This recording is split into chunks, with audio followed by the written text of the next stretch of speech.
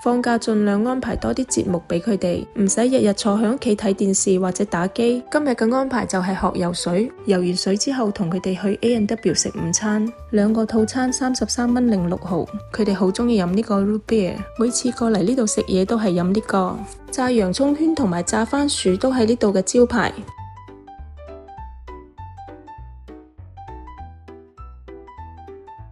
食飽之後順便去 Costco 買嘢，個仔大咗真係好，可以幫手搬嘢。今日就係買咁多嘢，消費143.08蚊。2個仔咁乖，令我諗起細個學嘅一句成語：養兵千日，用兵一時。加埋油就準備返屋企啦。有個朋友仔問我芝士焗薯蓉點整，咁今日就同大家分享一下我嘅做法。買返嚟嘅薯仔批皮洗乾淨之後，將佢切成細細嚿，咁樣蒸嘅時間就會短啲。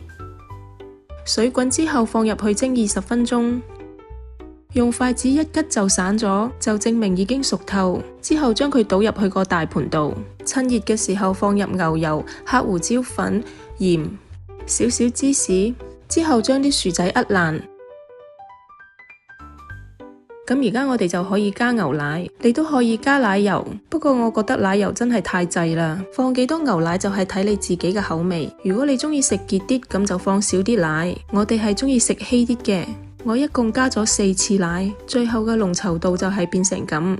咁我而家試下夠唔夠鹹先，仲爭啲味，所以又加咗鹽、黑胡椒粉同埋少少芝士，將佢攪均勻之後，我哋將佢倒入一個可以焗嘅玻璃碟度。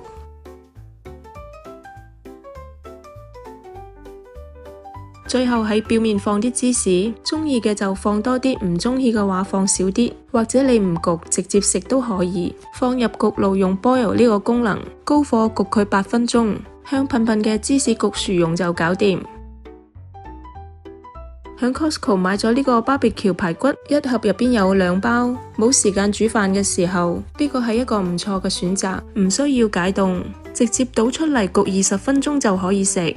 後邊有教你點樣焗，400度華氏度焗20分鐘。唔想煮飯嘅時候，真係可以試下呢個排骨，真係好鬼正。咁而家將佢剪開之後，我哋就可以食飯。今晚嘅晚餐我哋有芝士焗薯仔蓉，呢個一定要試下，又香又滑。沙律我哋就配呢個沙律醬，最後就係呢個 barbecue 排骨。我哋食飯啦，你哋今晚食咩啊？